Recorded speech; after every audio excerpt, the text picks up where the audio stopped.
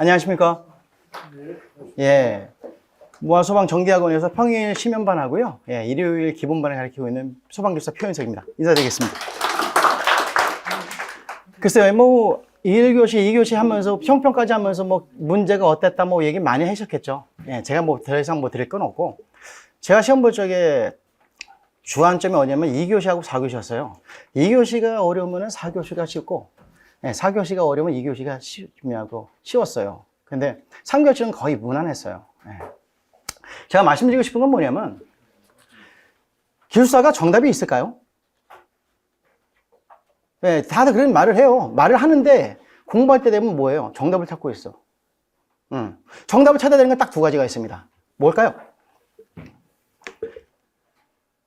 교사 준비하신 분들 아니세요? 본인이 생각할 적에 좀 중요한 거는 제 생각이 중요한 게 아니라니까요. 왜 이 말씀 드리냐? 기술사 공부할 적에 제가 말씀드린 저 몇 년 공부했다는 건 이제 거의 아시더라고요. 10년 했습니다. 예. 10년. 근데 그거의 말은 두 가지가 있어요. 포기하지 말라는 뜻이 있고, 두 번째 뭐냐면 그 10년이 공부량이 부족해서 제가 10년 했을까요? 예, 공부량이 중요한 게 아니에요. 암기를 무지하게 많이 했어요. 예. 예, 암기를 많이 했습니다. 책 있는 거는 똑같이 썼어요. 일명 배워서 제 별명이 제록스였어요. 제록스. 근데 점수가 안 나와. 똑같이 썼어요. 똑같이 쓰는 게 안 나와. 기술사 택 보면 그런 거 있죠? 왜? 지금의 뭐 다른 책들, 새로 나오는 책들 보면 그런 내용들이 나와요. 뭐가 나오냐? 연소점, 발화점, 인화점을 배우고 나면 뭐예요? 얘가 왜 중요한지에 대해서 밑에 써요. 그거는 누구 생각이에요? 책을 쓰신 분 생각이지. 내 생각이 아니거든요. 왜? 아닐 수가 있거든. 왜 이 말이 중요하냐? 지금 여기 와서 앉아 계신 분들, 기술사 공부하신 분들 보면 어떤 거냐면 정답을 찾아다니시고 있어. 그게 중요한 게 아니고 무조건 A하고 B 중에서 A가 좋다고 할 수 있을까? 그 장점이 단점이 될 수가 있고요. B의 단점이 장점이 될 수가 있어요. 그러면은 이 물어본 뉘앙스를 딱 봐가지고 얘가 어느 쪽 써야 되는지를 빨리 캐치를 하셔야 돼요. 이 말씀을 하고 싶었어요. 왜? 그리고 기술사 공부하다 보면 이런 분들이 있어요. 어떤 게 있냐? 문제 풀이는 중요하지 않아요. 제가 볼 적에는. 기술사 공부 이분은 이렇게 가르치고 쏘게 했는데 이분은 오니까 또 다르게 가르쳐. 뭐가 맞는 거예요? 여기 교수님들 보실 적에 어떤 게 더 맞는 거예요? A라는 분이 가르친 거 답안지 하는 거하고 공부하는 방식을 배우는데 B로 와보니까 B에 가르치는 기술사님이 또 답안지하고 공부하는 방식을 또 다르게 가르쳐. 왜 그러겠냐고? 그게 틀린 건가요? 아니에요. 다 맞는 거예요. 그 기술사님들, 우리 강의하는 모든 기술사님들이 자기가 합격하고 공부하는 방식을 다 알려주고 있어요. 그런데 그 중에서 선택은 누가 하는 거예요? 네, 본인들이 하시는 거예요. 기본반에서 배워서 올라왔더니 심화반 모았더니 오씨 다르게 가르치네. 내가 그럼 기본반에서 잘못 배운 거 아니야? 이렇게 생각하시거든요. 아니에요. 그러면 어떤 게 맞는지는 어떻게 해야 돼요? 내가 시험을 봐야지. 시험을 보고선 이 점수 똑같은 문제인데 한 분이 가르쳐준 이걸로 썼을 때 점수하고 이분이 가르쳐준 이걸로 썼을 때 점수하고 딱 시험을 똑같이 아는 문제 두 문제를 안다고 했을 적에 이렇게 썼을 적에 어떤 게 더 1점이라도 더 받는지를 봐야지. 근데 저는 그걸 몰랐어요. 그 10년이 포기하지 않는 그 기간도 되지만 뭐냐면 신념이라는 생각도 있지만 다른 건 뭐냐면 그게 또 무서운 거였어요. 뭐냐면은 공부하는 틀을 바꿔야 돼요. 근데 틀을 바꾸지 않았던 거예요. 암기해서 쓰면 된다는 생각으로다가 언젠간 되겠지 이런 마인드로 공부를 했어요. 그러니까 안 됐던 거예요. 그래서 말씀드리고 싶은 건 뭐냐면 첫 번째 기술사 공부할 적에는 어떻게 알아? 다 맞는 거예요. 답안지 틀 그리고 기술사 답안지가 정해져 있을까요? 네, 근데 왜 잠깐만 그런 것들 질문들 하시는 몰라. 네, 어떤 게 맞는가? 그때그때 틀려요 다. 왜 그럴까요? 채점만 하시는 분하고 출제하시는 분들이 다 틀리거든요. 그게 채점하신 분이 봤을 적에 이게 뭔 답안이라고 딱 줬을 적에 그거대로 썼을 적에 점수 주신 분이 있는가 하면 썼음에도 불구하고 점수가 안 나오는 경우가 있다니까? 왜 그런 거예요? 내 생각을 안 쓴 거예요.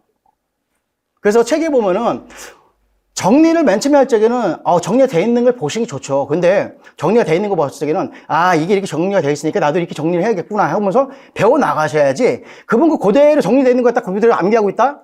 그럼 그거 누구 생각을 갖다가 암기하고 있는 거예요? 우리가 공학을 배우고 있는데 공학을 지금 공부하는 기술사가 지금 누구 생각을 지금 암기하고 있냐고. 책을 쓰신 분들의 거를 암기하고 있다니까. 제가 이 말 많이 해요. 기본반에서 그런 말을 많이 하는데 뭐냐. 로즈먼트 현상 아시죠? 예. 네. 거기에 대책 보면 어떤 분이 뭐라 그러냐. 컨센트형으로 설치하면 된대요. 그게 맞는 거예요? 그게 대책이 되겠어? 로즈몬트 현상이 왜 나오는 겁니까? 그 현상이. 헤드가 녹다가 말았어. 그러니까 살수 밀도 바닥에 팔수 밀도가 확보가 된 거예요? 안 된 거예요? 안 된 거죠? 그럼 로즈몬트 현상이 왜 발생하는 거예요? 이렇게 되는 거예요, 이게 지금. 공학을 배웠는데 공학 배운 거는 다 까먹고 그 책을 쓰신 저자분이 기술사님이 생각한 거 그 생각을 그대로 답안에 쓰고 있다니까. 그러니까 채점하시는 분들이 봤을 때는 안 계셨구나. 그 점수가 안 나오는 거야. 우리가 실린저 플로우를 배워요. 최고 온도와 속도 두께를 배우잖아요. 그럼 그 두께 때문에 우리가 뭐가 나왔어요? 스프링클러 헤드가 탄생한 거거든. 그리고 감지기가 탄생해서 붙이게 된 거거든요. 그런데 로즈몬트 현상은 일반적인 스프링클러 헤드에서 발생하는 거예요? 플러스형에서 발생하는 거예요? 플러스형에서 발생하는 거예요. 그러면 천장 가까이 방사형 헤드하고 플러스형 헤드는 천장 가까이 설치해가지고 뭘 중요시한 거예요? 시스템의 성능을 중요시한 게 아니라 뭘 보고 있는 거예요? 지금 미관을 중요시한 거 아니에요? 지금. 그러니까 헤드가 잘 녹겠어? 안 녹겠어? 안 녹겠죠. 그 공학을 배우셨어요. 그런데 암기하고 있다니까 그거를. 그러면은 로즈몬트 현상이 발생을 했으면은 대책이 뭐예요? 그냥 노출형 쓰면 돼, 그냥. 그러면 안 생겨, 그거. 그렇잖아요. 제가 말씀드리고 싶은 거는 자꾸만 어느 책이 더 좋아. 맨 처음에 공부할 때는 그거 많이 따져요. 저도 그랬어. 그런데 어느 정도 1년 정도 공부를 하고 나면 이제 웬만한 책들 두세 권을 이제 같이 봐요. 맨 하나에 서브 두 권을 권친다고. 그러면은 공학을 배우셨으면 그 공학대로 내가 생각한 걸 쓰셔야 돼. 내가 생각한 건 이게 잘못됐다고 생각하는데 그걸 자반지 안 쓰고 있어, 계속. 뭘 쓰고 있어? 물어본 것만 쓰고 있어. 물어본 거 써야지. 그런데 정확하게 써야 되는 건 물어본 건 딱 두 가지밖에 없어요. 뭐예요? 법규. 그리고 시험하는 방법. 그건 정확히 써야 돼. 그런데 썼는데도 불구하고 점수가 나온다, 안 나온다? 안 나온다. 왜 그런 거예요? 내 생각을 자반지에 안 넣는 게 돼서 그래요. 이해되시죠? 그래서 제가 여기 문제 풀이 보면 여기 보면 뭐냐면 문제 보면 6문제 중에 3문제를 먼저 알려드릴게요. 근데 이 3문제는 왜 그러냐면 첫 번째는 1번 문제는 문제의 흐름을 좀 보세요. 이게 딱 나왔을 적에 이 문제가 뭐를 써야 되는지를 이제 생각을 좀 하셔야 되는 거고, 두 번째 문제는 문제의 뉘앙스를 보셔야 돼요. 이 2번 문제는 뭐냐면 용접과 관련되어 있는 건데, 용접과 관련되어 있는 게 용접 전, 중, 후라고 그랬습니다. 첫 번째 문제는 전자식 기동용 수압 개표 장치에 대해서 얘기를 했고, 그 다음에 두 번째 물어본 게 뭐냐면 압력 챔버와의 유지관리상의 특성을 비교하라고 문제를 냈어요. 그쵸? 예. 그리고 이번에는 아까 말한 용접인데, 그리고 세 번째, 두 번째에서는 뭘 물어봤냐면, 현재 임시 시범시설에 대해서 물어봤어요. 그리고 세 번째 보시면은 문제의 문항인데, 정전기에 대해서 물어봤습니다. 예, 정전기의 문제점, 위험성. 두 번째, 방전현상. 그리고 세 번째는 뭐예요? 발생 요인, 영향 유의사. 네 번째는 대책까지 물어봤어요. 이것만 좀 설명을 드릴게요. 왜 그러냐? 이 문제의 뉘앙스를 좀 잘 보셔야 되는데, 첫 번째 보시면은 문제의 흐름이에요. 자, 이게 지금 물어본 게 이거였습니다. 수계 소화 설비에서 전자식 기동용 압력 스위치의 구조 및 특징을 설명하고, 압력 챔버 방식과 전자식 기동용 압력 스위치 방식을 유지관리 측면에서 비교 설명하시오라고 문제를 냈습니다. 제가 시험반에서나 기본반에서도 말씀 많이 드리는데 뭐냐? 대제목을 선정을 할 적에 어디서 뽑아내야 된다? 문제에서 뽑아내셔야 돼요. 예. 문제에서는 뭘 물어봤습니까? 전자식 기동용 압력 스위치 방식에 대해서 구조 및 특징을 물어봤습니다. 그리고 두 번째 뭐예요? 압력 챔버와 뭐예요? 유지과정 출문에서 비교를 설명을 하라고 물었어요. 유지관리 측면이나 시공이나 설계나 감리나 다 똑같아요. 네, 우리가 압력 챔버하고 전자식 압력 스위치 방식하고 비교했던 거하고 똑같습니다. 그냥 단지 대목만 어떻게 하면 돼요? 유지관리 이상으로 다 가셔야지. 그러면은 얘를 봤을 적에 제가 항상 저번에도 말씀드렸지만 물어본 거는 25점짜리는 어디에 쓰냐? 3번에 씁니다. 3번에. 대제목 3번에 써요. 저는 그렇게 가르쳐요. 그럼 2번에도 뭐 쓸 거냐? 이렇게 한 거죠. 물어본 이 두 가지니까 이거 썼으면 됐잖아요. 이거 다 썼잖아. 그러면 이 문제를 보고서는 내 생각을 뭘 쓸 거냐 이거죠. 이제 첫 번째, 전자식 기동용 압력 스위치 구조하고 특징을 물어봤다는 거는 그 전에 탄생한 시스템 기동용 압력 스위치 방식에서의 그 압력 챔버가 구조가 어떻게 됐고 어떤 문제가 있다고 쓸 수도 있을 거고, 두 번째는 고층 건축물로 올라가니까 어떻게 되는 거예요? 압력 챔버는 현재 쓸 수 있다 없다? 없으니까 전자식으로 해서 좀 더 세밀하게 가자라고 쓰시는 분도 있을 거고, 다 정답이에요. 그럼 마지막엔 뭘로 가야 될까? 압력 챔버에 대한 구조라든가 문제점을 어필을 하셨으면 마지막 가서 뭐예요? 현재 유지관리상에 어떤 문제점 때문에, 유지관리상에 문제점이 있으니까 여기 유지관리상에 비교를 하라고 해서 이렇게 비교를 했으니까 압력 챔버를 할 건지 전자식 압력 스위치 방지를 할 건지 선정할 때 고려사항을 쓰신 분도 있을 거고, 아니면 두 번째, 고층건축물로 가려니까 초고층으로 가니까 어떻게 된다? 이걸 갖다가 어떤 기동용 수압 회피 장치를 선정하는 것이 더 중요한지, 그거에 대해서 언필하는 분도 있을 거고, 다 정답이에요. 제가 제 문제풀이 보면 딱 물어본 거 씁니다. 네. 왜? 이상 더 쓰면 그건 내 생각이지. 그런데 내 생각인데 나는 이렇게 안 썼는데 그럼 틀렸나? 아니라니까요. 내 생각이 맞다고 하면 안 된다니까요, 기술사는. 왜 그럴까요? 내가 이 생각이 맞다면은 끌고 가는 흐름이라고 그래요. 그 얘기 많이 들으셨어요. 기술사는 뭐라고 그래요? 흐름이라고 그래요, 흐름. 흐름이라고 그런다고. 그 흐름이 바로 이런 말이에요. 이게 다가 셌을 적에 이쪽으로 마지막으로 봤을 적에 물어보면 써야겠지, 중간에. 근데 이렇게 흘러가야 돼, 이게. 근데 생뚱맞게 얘를 물어본 거를 2번에다 썼으면은 3번에다 이걸 쓰고 4번에다 뭐 문제점에 고려상도 쓰고 막 그러시는 분도 있어요. 괜찮아요. 그것도 정답일 수가 있다고. 항상 정답은 있다, 없다? 없다. 그 대신에 내가 생각하고 공부했고 공학적으로 이해했던 내용을 갖다 쓸 적에 어떤 게 더 좋은지 선정은 누가 한다? 내가 한다. 채점을 할 적에 기본적으로 물어본 거에 대한 답은 넣어드려요. 그런데 그거 안에 다른 걸 썼다 하더라도 점수는 나옵니다. 왜 그러냐?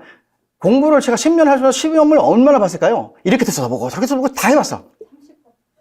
30번이요? 더, 예. 근데 횟수가 10년이면 시험은 맨 처음부터 기본반에서 보겠어요? 아니면은 1년 좀 지나고 보겠어요? 내가 이거 기본반에서 말을 해요.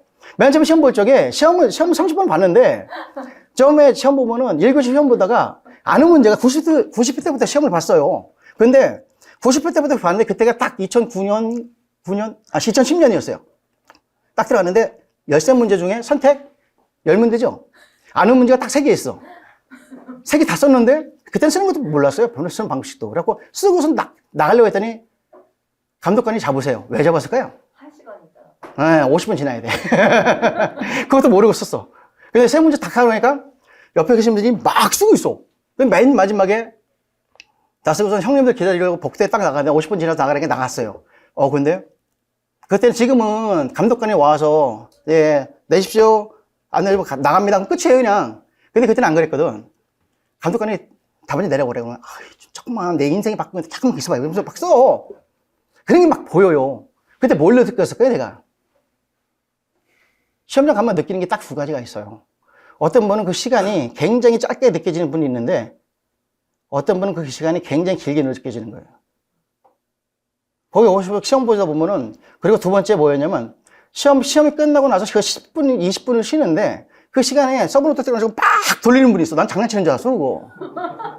서브노트를 뭐 하는 거야, 저거. 만화, 우리 중학교 때 만화 그래가지고 한 장씩 막 탁탁탁 움직이는 것처럼 막 돌리시는 분이 있다고.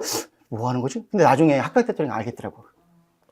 그게 그 시간 내에 탁탁탁 보면서 그게 보여요. 그러면 결국에는 지금 어떤 걸 말씀드리고 있는 걸까요? 그 100분이라는 시간이 짧게 느껴지는 분이 있으면은 그분은 공부량이 되신 거예요, 이제. 그럼 답안지에다가 어떻게 내 생각을 녹여 쓸 것인가를 배우셔야 돼. 두 번째, 이 시간이 굉장히 길다. 더 하셔야 돼. 그걸 느꼈어. 그래서 첫 번째 시험 볼 적에는 1교시 후고서 그냥 도망갔어요. 두 번째 볼 때는 그래도 2교시 봐야겠죠. 그래서 2교시까지 점심 먹고 집에 왔어요. 뿌듯하게. 먼저 갈게요. 그리고 왔어요. 그리고 3교시부터, 그 다음에 3회 볼 적에는, 시험 횟수는 30번인데, 마지막까지 시험 보기 시작한 거는 3번째 지나서였어요. 처음 시험 볼 적에, 그때는 답안지 쓰는 걸 못 배웠어요. 이런 얘기는 안 해요. 답안지 쓰는 거에 대한 테크닉 갖고는 안 돼요. 내공이 있어야 돼. 근데, 왜 이 말씀 드리냐면, 맨 처음에는 아무것도 모르는 상태에서 그냥 시험 보고 오라고 하니까 그냥 시험 봤어요. 그때 맨 처음에 시험 볼 적에 몇 점 맞았냐면, 47점인가 8점이 나왔어요. 이게 암기가 되게 됐었다니까요. 도망은 나왔는데, 그 도망 나온 이유가 뭐냐면, 암기는 되는데 어떻게 써야 되는지 그 방식을 몰랐어요. 답안지에다가. 지금은 막 알려주잖아요. 예전에 안 그랬어요. 그거 하나 쓰려면 10점짜리, 25점짜리 알려면은, 거기 잘 쓰시는 분, 그 안산이건 인천이건 저쪽 대전이건 하루 날 잡고 내려가서, 한 2시간 정도 배우고, 점심 같이 먹고, 저녁 때까지, 약주 한잔 하고, 오래 올라와야 됐어요. 배우는 거 그렇게 배웠어요. 근데 지금은 안 그러잖아요. 다 알려주잖아요. 이게 중요한 게 아니고, 근데 중요한 게 뭐냐면 이제부터 시험을 보기 시작을 하는데 그러면 내가 알고 있는 걸 어떻게 표현해낼까가 중요해요. 예. 뭐 지금 말씀드렸지만은 물어본 게 딱 봐요. 제가 지금 두 가지를 물어봤어요. 딱딱. 그러면 딱딱 쓰면 돼. 그러면 여기에서 얘가 나온 계기에는 기존에 어떤 문제 시스템에 어떤 문제점이 있으니까 나왔겠지. 그렇죠? 안 그럴까요? 모든 시스템은 기존에 어떤 문제점에 단점이 있기 때문에 나와요. 근데 그게 어떻게 되는 거예요? 장단점이 틀린 거예요. 부합식이 나왔습니다. 부합식. 그러면은 부합식을 갖다가 탄생 배경을 갖다 도입 배경을 동일본 더지전을 써야 되는 거예요? 쓰지 말아야 되는 거예요? 그건 아무 의미 없는 거죠. 기존의 시스템하고 뭐가 차이가 있는지 쓰면 되겠지. 기존 스프링클러하고 부합식하고 어떤 차이가 있어요? 얘는 배관이 터져도 물은 안 쏟아진다죠. 예, 그러니까 기존 시스템하고 뭔가의 차이점이 있어야겠지. 이름을 어필을 하고 얘를 물어보고 얘를 쓰고 나서는 그러면은 스프링클러라든가 아니면 이거 여기서 나오는 기하동용 압력 스위치 방지 열적에 기동용 수압 배기표 방지가 어떤 쪽으로 가야 되는지 또는 선정할 때 어떤 걸 고려해야 되는지 현재 어떤 문제점이 있으니까 어떻게 개선해야 되는지 또는 법과는 어떤 괴리가 있는지는 그거는 공부하시면서 내 생각을 쓰셔야 된다는 거예요. 저는 시험 볼 적에 1교시는 항상 진짜 시험 볼 적에 거짓말 하나도 안 하고 한참 시험 볼 적에 58점, 59점에서 머무는 게 7년이었어요. 7, 8년은 머물렀어요. 지쳐. 근데 1교시 시험 부분은 65점 밑으로 떨어진 건 거의 없어요. 1교시가. 1교시 시험은 내가 틀이 잡힌 거예요, 이제 딱. 예. 그래서 어디 시험을 끝나고 나면은 미동, K학원, 모아 다 가서 봐요. 모범 답안이라고. 근데 저는 그거 안 믿었어요. 1교시 거를. 왜? 내가 더 잘 나와. 점수가. 그러면 25점짜리가 문제가 있는데 항상 한 교시가 47.8점이에요. 그럼 어떻게 되냐? 58.96, 59.45, 막 미치는 거예요, 이게. 정확하게 509점이면은, 709점이면은 정확하게 59점이 나옵니다, 이게. 맞아보지 않으면 절대 모르는 그런 점수인데. 그때 되면은 어떤 생각이 들까요? 내가 왜 이 문제를 선택했지? 다른 것도 알고 있었는데? 59점 8점 맞잖아요. 그러면은 한 달 동안 잠을 못 자. 그럼 한 달 동안 잠 못 자면은 발표 나면은 어떻게 돼요? 시험이 한 달 뒤에 또 있잖아요. 그럼 다시 봐야겠지. 근데 집중이 할까요? 못 할까요? 집중 못 해요. 진짜로. 그 해야 1년 나간다고 보시면 돼요. 거의. 그렇게 힘들었어요. 근데 나중에 알았죠. 나중에 포기했다가 아는 누님이 같이 공부했던 누님이 마지막이니까 시험 한번 보라고. 마지막 시험이니까. 그때 했습니다. 그때. 예, 그때 느꼈어요. 그래서 25점짜리 이거구나를 그때 알았어요. 답안지 패턴이. 지금 말씀드린 게 뭐냐? 물어본 건 써야겠지. 그러면은 이 문제에 의해서 어떻게, 얘를 갖다가 얘가 전자식 기동용 압력 스위치 방지 구조및 특징을 물어본 건 기존에 어떤 압력 챔버가 어떤 구조고 어떤 문제점이 있으니까 탄생했겠죠. 그러니까 유지 관리성에 어떤 게 있을까?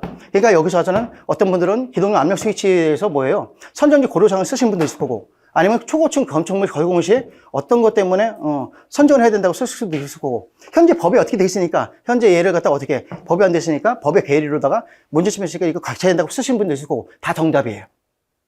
아시겠죠? 이게 첫 번째고요.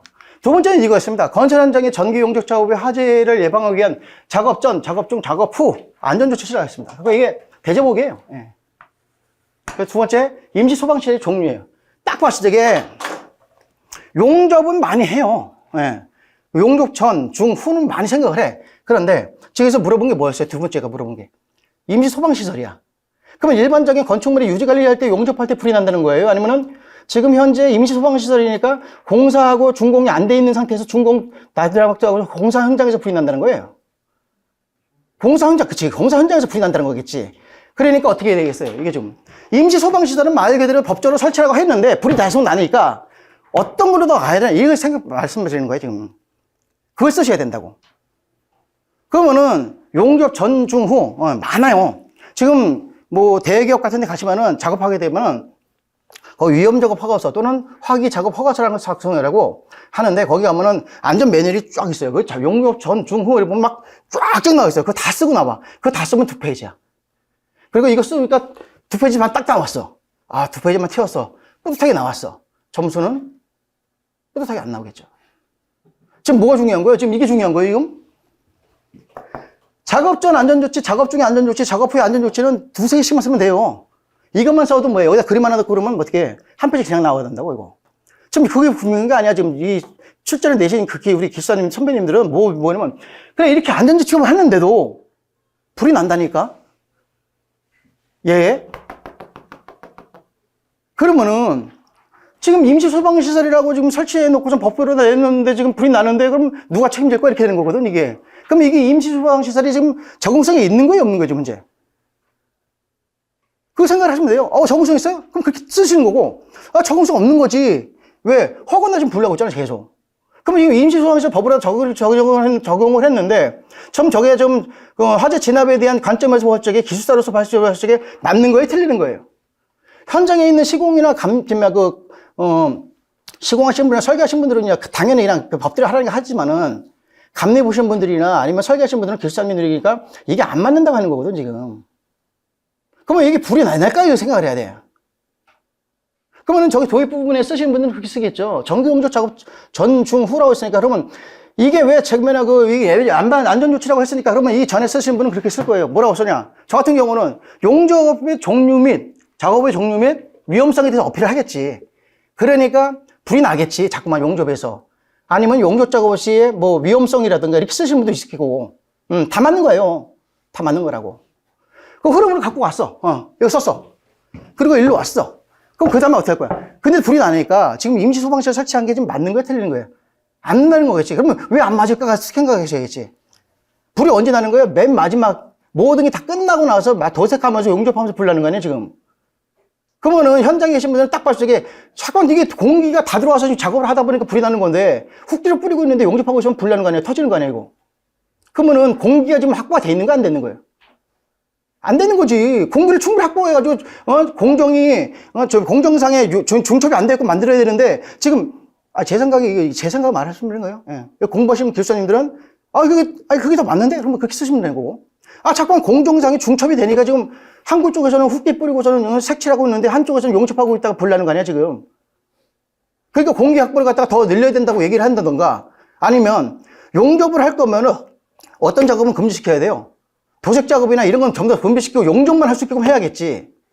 그럼 불은 안 나겠지. 동시에 들어가니까 불이 나는 거거든. 그리고 불이 났어. 그럼 어떻게 하면 돼? 모든 직원들이 모두 어떻게 도망가지 말고 불 끄는 훈련하면 되겠지. 그런 걸 쓰시는 거예요, 그냥. 그리고 딱 봤을 적에 지금 뉘앙스라고 말씀드렸는데 딱 봤을 적에 뭐야? 얘하고 얘를 물어봤네? 그러면 얘가 지금 현재 설치가 돼 있어, 법적으로 돼 있고 다 해놨는데 계속 불이 나니까 좀 이게 맞는 거야, 틀리는 거야? 이 생각을 하시란 말이에요. 이것도 맞는 게 아니에요. 제가 말씀드렸지만 공부할 때 이게 맞는 것 같아. 그러면 어떻게 해? 그럼 더 보완해야 되다. 그럼 어떻게 돼요? 보완사항이라든가 가면 되겠다. 그럼 그렇게 쓰시는 것도 있을 거고. 그게 기술사예요. 아시겠죠? 예. 세 번째. 산업 현장에서 발생하는 정전기. 이게 여기 보면 정전기의 위험성이니 방전 현상이니 발생 원형 요인 및 방지 대책이니 막 물어봤어요. 지금 몇 개 물어봤습니까? 하나, 둘, 셋. 얘까지 물어보면 참 좋은 문제야. 근데 뭐도 물어봤습니까? 대책까지 물어본 거야. 대책은 지금 내 생각인데 지금 내 생각을 쓰라는 거예요. 쓰지 말라는 거예요. 예. 이거 다 아는 문제죠? 솔직히 말씀드리면 이거 문제 손대면은 점수가 나올까요? 안 나올까요? 안 나와, 이거. 보통 기술사 문제 25점짜리는 2개 정도를 물어보세요.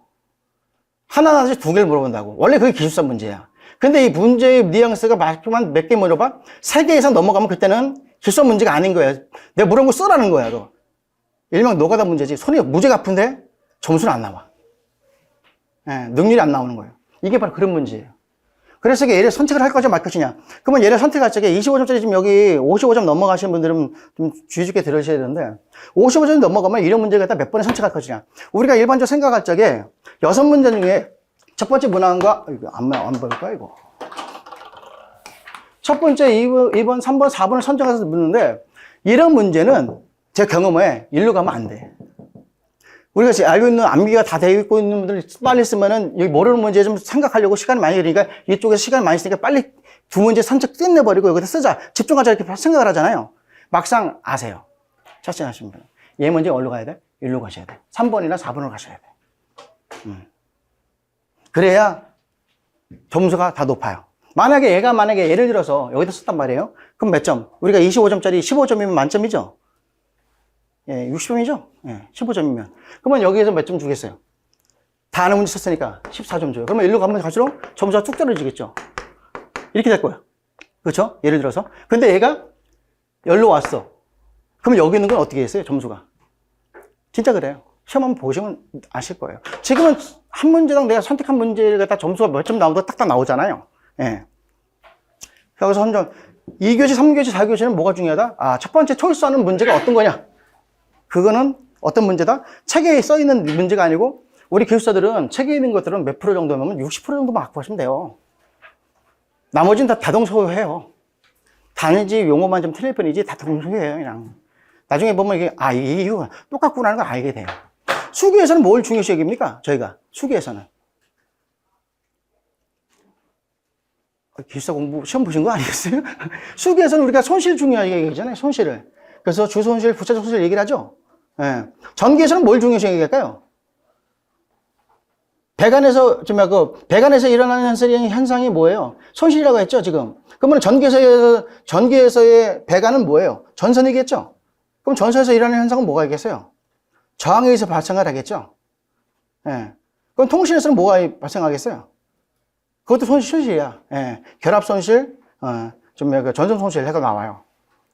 근데, 이거 눈빛이, 그런데 이거.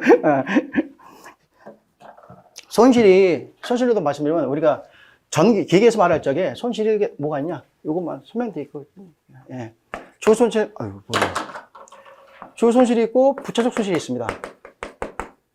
기계에서요, 기계에서. 그럼 기계에서는 배관이니까, 주손실은 배관 자체예요. 그럼 얘는 뭐냐? 부차적은 뭐냐? 배관과 뭔가를 결합을 시켰을 때 발생하는 게 다 부차적 손실이에요. 그럼 전기에서는 뭐예요? 전선이라고 했죠? 예. 그럼 전선에서는 뭐가 중요해? 예, 저항이에요, 저항. 저항이기 때문에 여기서는 뭐예요? 고유저항. 그래서 전기 하신 분들 보면 표준 연동의 고유저항이 58분의 1, 경동 55분의 1, 그거 배우시잖아요. 예. 저항이에요. 그게 뭐예요? 고유저항이에요. 주손실 개념이. 그럼 여기는 전선을 갖다 뭐 연결시킬 적이 뭐예요? 우리가 접속소항이라고 하죠. 통신에서는 케이블에서 일어납니다. 케이블에서. 그래서 주손실 개념이 뭐예요? 전송손실. 케이블 자체에서 일어나는 게 전송손실이고, 얘를 케이블을 연결시켜서 발생하는 결합손실이 맞는 게 뭐예요? 결합손실이에요.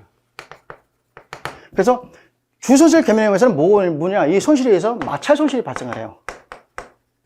얘는 저항이 발생을 하고. 그리고 여기는 뭐예요? 예, 거리가 단축됩니다. 임피던스가 발생하고, 문제가 뭐냐? 배관 양정이 커지는 거예요. 양정이 커지니까, 마찰 손실이니까, 배관 양정을 발생하니까, 양정이 커지니까, 결국에는 동력이 커져요.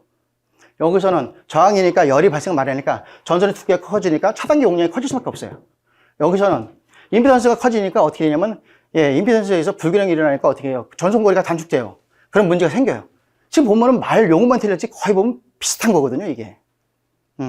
큰 개념에서 봤을 때는 거의 비슷해요. 그래서 공부하시다 보면은 이렇게 많은 문제가 나왔다. 그러면 이런 문제 선정할 때는 몇 번으로 선정한다? 3번 내지 4번으로 가시는 게 좋아요. 제 경험에서. 한번 해보세요, 이제는. 네 말이 맞는지 안 맞는지 한번 확인해 볼게. 우선 1교시 때 아는 것부터, 1번부터 내 아는 걸 썼을 적에 점수하고, 몰라도 1번을 갖다가, 내가 이거는 비슷한 것 같은데 하고서 쓰는 거하고. 그래서 우리가 볼 때 그러죠. 아는 문제를 정확히 썼을 때는 점수가 더 안 나오는데, 모르는 문제를 구라를 치니까 점수가 잘 나오는 경우가 있어. 안 그러세요? 다 안 나와? 점수가? 그게 왜 그런 거예요? 내가 공학을 배웠으니까 그 공학을 바탕으로 다 내가 쓴 거거든. 그럴 적에 채점하신 분이, 그럴 수 있어. 그러면 대박인 거지. 모르니까 순수하게 안 쓴다? 그건 기사나 관리사나 하시는 거고, 기술사는 어떻게든 써야 되잖아요. 그럼 내가 아는 걸 갖고 와서 써야 돼. 이해되시죠? 네. 그래서 정답이 있다, 없다? 없어요. 단지 물어본 걸 써야 될 뿐이지. 근데 정답이 있는 건 뭐다? 법규라든가, 아니면 진짜 제가 제일 싫어하는 거, 뭐예요? 제품공사 기술기준. 예. 그런 거 진짜 싫어요. 예. 그게 우리 분야도 아니고 계속 그 얘기를 하고 있는데, 학원에서 다른 데서 그거 별도로 가르치지 않을 거예요. 왜냐? 히든카드로다가 시험에 이게 나올 것 같다고 준비하는, 기술사들이 준비해서 시험 보는 거지, 그걸 학원에서 가르치지 않는다고. 그 한 문제 때문에 그걸 가르친다? 글쎄요. 그게 맞는 건가? 라는 생각이 들어요. 제 생각이 틀릴 수도 있어요. 그런데 항상 말씀드리지만 선택은 누가 한다? 예, 교수님들이 하시는 거예요. 아셨죠? 네. 이것만 말씀드린 이유가 뭐냐면 지금 이게 세 문제, 저번에는 그걸 설명드렸어요. 뭐냐. 예. 순서를 갖다 대제목을 어떻게 잡고 갈 건지 흐름을 한번 설명을 드렸고, 두 번째는 뭐냐면 문제를 딱 봤을 적에 이걸 갖다가 일정할 때 도와주려면 이 문제의 뉘앙스를 뭘로 끌고 가서 쓸 것인가. 그걸 보시면 됩니다. 그래서 여기 보시면 막 정정이 돼서 막 썼습니다. 막 다 썼어. 이 대체까지 썼는데 대체까지 물어봤다는 거는 지금 네 생각을 물어본 게 아니에요. 왜 그러냐? 이 대책을 썼을 때 다른 분은 도체, 부도체, 인체로다가 쓰시는 분도 있을 거고, 저 같은 분은 이력인체로다가 쓸 수도 있을 거고, 예. 어떤 분은 이 정전기가 발생할 때 이걸 갖다가 뭘로 가냐? 플랜트 쪽으로 갖고 가신 분이 있을 거예요. 왜? 플랜트에서 일하는, 많이 위험을 많이 쓰니까 얘가 뭐예요? 우리 위험물에서 배우는 게 뭐예요? 물적 조건, 에너지 조건에서 물적 조건이 형성되는 시간에 따라서 우리가 0종이니 1종이니 2종을 얘기를 하잖아요. 그래가지고 이걸 플랜트 쪽으로다가 갖고 가서 쓰시는 분도 있을 거라고. 그래서 여기가 어떻게 돼요? 이 대책이 플랜트 쪽에 대책이 될 수가 있어요. 이 대책은 다 틀리다고. 왜? 공부하면서 내가 만약에 이쪽으로 관점을 볼 거다 그러면 이쪽 관점에서 쓰면 되니까. 근데 여기 같은 경우는 지금 이걸 딱딱딱딱 다 물어봤다는 건 지금 이걸 보지 않겠다는 얘기예요, 지금. 근데 이걸 못 쓰는 사람이 누가 있어? 그래서 이런 문제는 1번, 2번, 3번, 4번 중에 몇 번? 예, 3번, 4번을 했어요. 예. 그래야 점수가 좀 더 일정할 때 더 받고 하니까. 시험은 계속 떨어집니다. 예. 이런 말 하면 안 되지만 이건 수업 시간에 제가 많이 하는 말인데, 시험은 어차피 떨어져요. 떨어지라고 시험 보는 거예요, 우리 기술사는. 언제까지? 재수 없어서 합격할 때까지. 그거는 내가 이번에 시험 볼 적에 시험을 보는데 확실하게 시험 봐야 될 거 아니야. 전에하고 똑같이 본다? 그럼 점수 똑같이 안 나지. 그렇잖아요. 저는 근데 그렇게 썼다고. 그러니까 10년 간 거예요. 이번에 이렇게 배웠다 그러면 이렇게 한번 써보고, 저렇게 하면 저렇게 써보고, 이번에는 어떻게? 둘 다 한번 써봐. 아는 문제를 먼저. 그래서 이 문제 몇 점 주고, 몇 점 주고. 그걸 가지고, 답안지가 이쪽으로 가야겠구나 하면 그 틀에다 딱 잡아서 가시는 거예요, 이게. 그런 분들이 있어요. 암기가 안 돼 있어서. 이것까지만 말씀드리고 끝낼게요. 암기. 예, 암기. 암기가 뭘까요? 암기하는 방식이 몇 개 있을까요? 몇 개 있을까요? 암기하는 방식이. 내가 무슨 약장사 같아. 암기하는 방식 두 가지가 있습니다. 예. 요거 명심해 주세요. 왜 그러냐? 공부할 때 도움이 좀 될 거예요.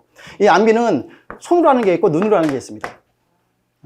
이 손으로 하는 건 뭐냐? 새기는 거예요. 근데 장점은 뭐냐?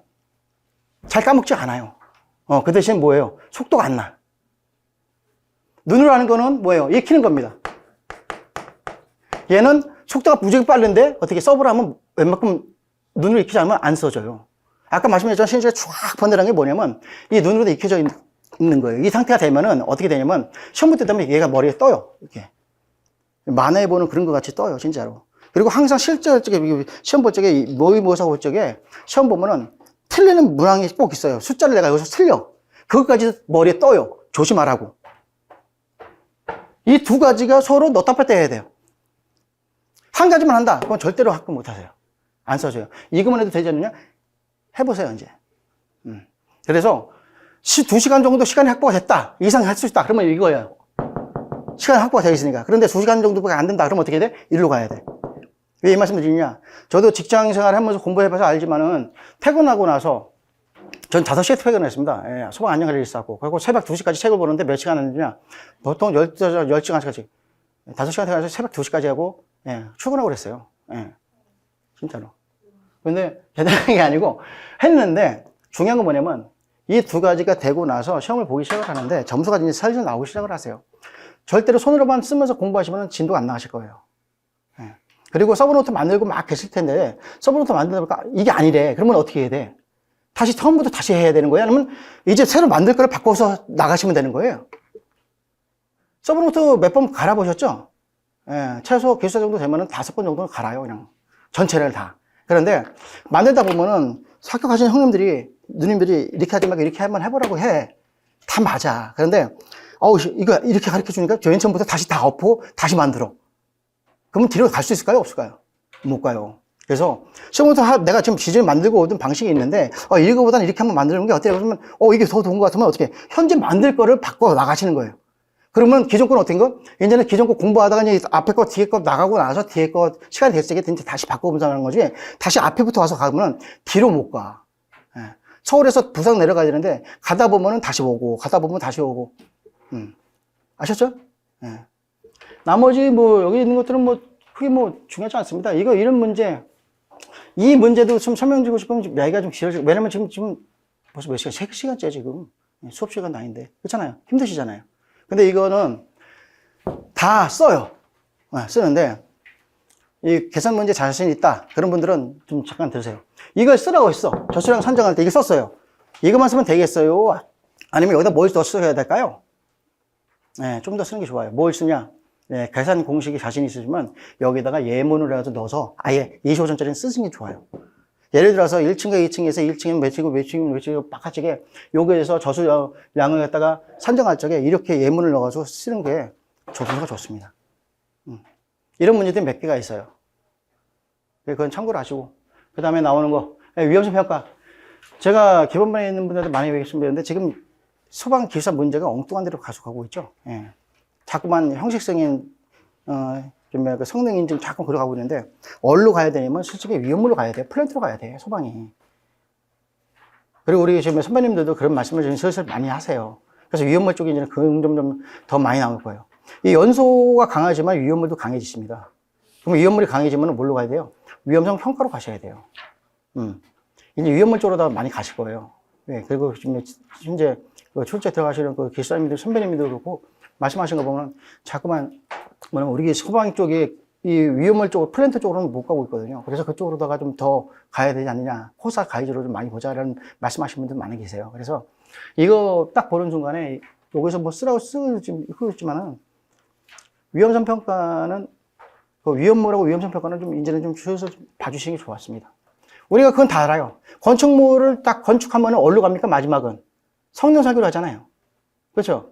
그럼 위험물은 어디로 가야 돼요? 네, 근데 위험성 평가를 몰라. 그럼 되겠어요? 안 되겠어요? 똑같은 말이라도 위험성 평가로 가는 게 좋아요. 위험물은 어디로 간다? 위험성 평가로 가서 이 위험물이 독성이나 아니면은 화재의 복사열, 그 다음에 폭발에 의한 과압이 어떻게 되는지까지는 가주셔야 돼요. 그래서 얘가 복사열과 과압과 복성에 노출됐을 적에 어떻게 인체에 영향을 주는지, 그러니까 이게 좀 정당한 건지 아닌지는 정량적으로다가 평가를 하셔야겠죠. 그래서 위험물 쪽 나오면은 뭘로 가야 된다? 위험성 평가까지는 가주셔야 돼요. 건축물은 다 알아. 어디로 간다? 성능 설계로 가야 된대. 근데 위험물은 모르세요. 위험물에 대한 이거 딱 물어보지 않는 이상은 절대로 몰라. 그럼 이 앞에다 뭘 쓰겠어요? 어떤 분은 위험물이 왜, 위험성에 대해서 어필하시는 분도 있을 거고, 그리고 왜 얘를 실시해야 되는지 플랜트에서의 사고 사례를 또 설명하시는 분도 있을 거고, 그게 기술사입니다. 마지막에 있는 거 물분무 나와 있는데, 저기 NFPA 15라는데 많이 찾아봤는데 못 찾아가고, 나는 이거 좀 해석을 못했냐면, 뭘 못했냐면, 저기 보면 마지막에 배수 설비의 활용 방법에 대해서 나와서, 배수 설비를 다른 걸로 다 쓸 수 있는 건가를 봤어요. 그랬더니 또 다른 해석을 보니까 어떻게 되냐면, 배수 설비를 갖다가 다른 걸로 더 배수 설비를 쓸 수 있을까라는 거를 또 이해가 됐어요. 그래서 했는데, 이걸 쓰게 되면은 배수 설비를 물분무나 미분무 보면 배수 설비를 얘기를 하는데, 왜 그런 거예요? 여기 뭐 기사, 관리사 가듯이 그냥 주인만 하면 돼? 왜 그런 거예요? 우리가 주소결합을 파괴시키려면 뭐 어떤 에너지가 있어야 돼요, 에너지가. 이거 하기 전에 이거만 하고 끝내겠습니다. 자, 우리가 그 얘기를 많이 합니다. 기술사 답은요, 그림, 표를 넣으면 된다고. 그쵸? 그쵸? 그림, 표를 넣어야 된대요. 맞아요. 그러면 그림, 표 위에 있는 게 있어요. 뭐가 있을까요? 어떤 걸 보면은 태점하시는 기술사님들이 좋아하실까요? 혹시 나의 아저씨라는 드라마 아시죠? 고 이성균 님이 거기 나왔고, 아이유가 나왔는데 그게 중요한 게 아니고, 거기 이성균 님이 상무이사로다가 진급할 적에 이런 말을 하는 게 있어요. 지금 면접을 오는데 반대파 쪽에 계신 분이죠. 30년 된 아파트 재건축 해줄 수 있잖아. 그랬더니 그때 이성균 님 막 뭐라 했을까요? 전 그게 진짜 기술사로서의 그거라고 생각을 했거든요. 기술사는 역학적으로 계산하고 공학적으로 판단합니다. 그럼 역학과 공학은 뭘까? 이렇게 생각하셔야 돼요.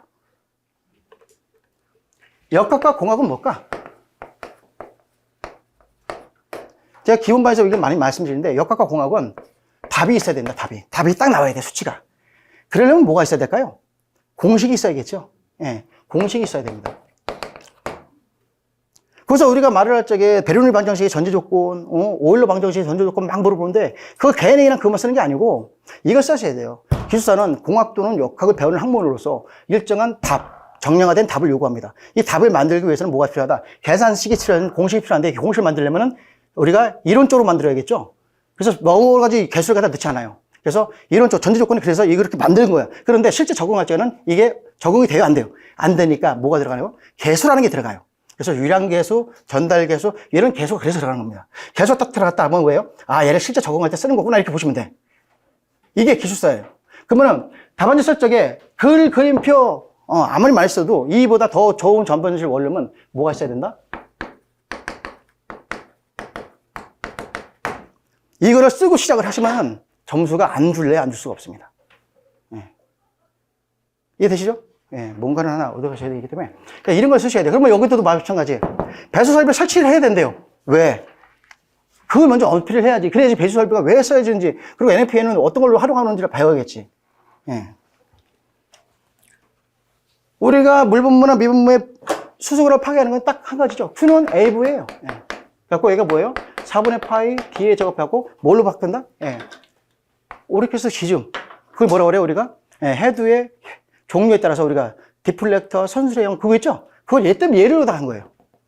그 다음에 속도는 뭐다? V는 루트 2G H인데 얘는 루트 2G의 감마분의 델타 P라고 얘를 이용한 거거든. 압력을 준다. 그래서 미분무는 압력을 주잖아요. 외 유초형, 내외 유초형하고서 막 압력을 주잖아요.